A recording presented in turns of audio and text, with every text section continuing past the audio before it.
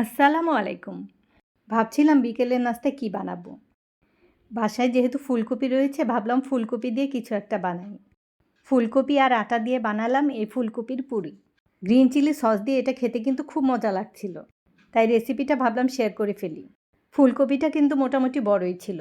বাচ্চারা যেহেতু সবজি খেতে পছন্দ করে না তাই এভাবে বানিয়ে খাওয়াতে পারেন বা টিফিনেও দিতে পারেন। ফুলকপিগুলো কেটে ধুয়ে পানিতে ভিজিয়ে রেখেছিলাম, তারপর এগুলো লবণ দিয়ে সিদ্ধ করে নিয়েছি। সেদ্ধ করা ফুলকপি থেকে পানিটা ঝরিয়ে নিয়েছিলাম। আমি অবশ্য অল্প পানি দিয়েই সিদ্ধ করেছিলাম, খুব একটা পানি ফেলতে হয়নি। এখন ফুলকপিগুলো হাত দিয়ে ভালো করে ম্যাশ করে নিব। ফুলকপি সেদ্ধ হতে বেশি সময় লাগে না আর এগুলো সহজেই ম্যাশ করা যায়। ফুলকপিগুলো আমি এইভাবে ম্যাশ করে নিলাম। ফুলকপি ম্যাশ করা হয়ে গেলে এখন এর মধ্যে দিয়ে দিব 1 বাটি ধনিয়া পাতা কুচি। ধনিয়া পাতা আমি বেশি করে দিচ্ছি তাহলে ফ্লেভারটা ভালো আসবে।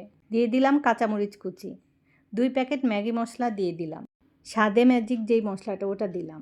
আমি এখানে 2 কাপ আটা ব্যবহার করেছি কিন্তু একবারে দেইনি। প্রথমে 1 কাপ আটা দিয়ে আগে মেখে নিলাম। মাখানোটা অনেক নরম নরম ছিল তাই আর 1 কাপ আবার দিয়ে দিলাম। মাখাতে গেলে আপনারা নিজেরাই বুঝবেন যে কতটুকু আটা লাগবে। যেহেতু ফুলকপিটা বড় ছিল তাই আমি এখানে 2 কাপ আটা ইউজ করেছি। আটার পরিমাণ খুব বেশি হয়ে গেলে কিন্তু খেতে অতটা ভালো লাগবে না। আর এর মাখানোটা একটু নরম নরমই হবে। ফুলকপি সিদ্ধ করার সময় আমি লবণ দিয়েছিলাম তাই আর এক্সট্রা লবণ দেইনি। এখানে আমি স্বাদ বুঝে কিছুটা বিট লবণ দিয়ে দিলাম। আর বিট লবণ দিলে কিন্তু খেতেও ভালো লাগবে। সবগুলো এখন ভালো করে মিক্সড করে নিলাম। এখন হাতে বেশি করে তেল মাখিয়ে নিব। হাতে বেশি করে তেল মাখিয়ে নিলে পুরিগুলো আর হাতের সাথে লেগে যাবে না। এই পুরিগুলো একটু মোটা করেই বানিয়েছিলাম। চাইলে কোনো রুটি বেলার পিঁড়িতেও তেল মাখিয়ে এগুলো একটু চাপ দিয়ে বানাতে পারেন অথবা হাতের মধ্যেও চাপ দিয়ে বানানো যাবে। এই পুরিগুলো ডুবো তেলে ভাজার দরকার নেই, অল্প তেলেই ভাজা যাবে।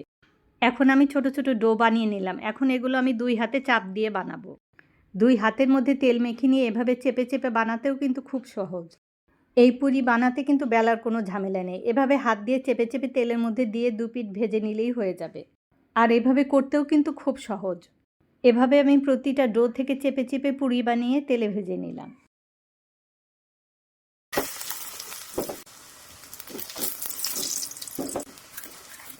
আর যারা ঝাল নাস্তা পছন্দ করেন তাদের কাছে কিন্তু এটা খুব ভালো লাগবে। একদিকে সবজি খাওয়া হয়ে যাবে এবং পেটও ভরা থাকবে। আর এই পুরিগুলো গ্রিন চিলি সস দিয়ে খেতে আরও বেশি ভালো লাগে। এই ফুলকপির পুরি আপনাদের কাছে কেমন লাগলো জানাবেন। আর আশা করছি সবাই ভালো থাকবেন। আল্লাহ হাফেজ।